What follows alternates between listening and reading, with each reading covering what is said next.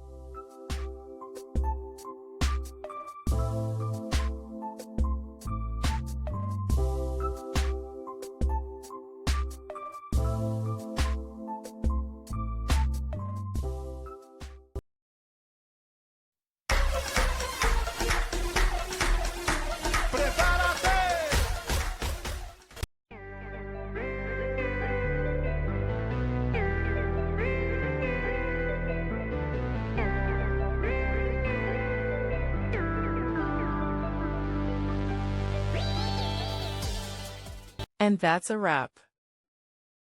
I hope you found the answer you were looking for. If you did, take a second to hit that subscribe button. It really helps out. And let me know in the comments which solution worked best for you.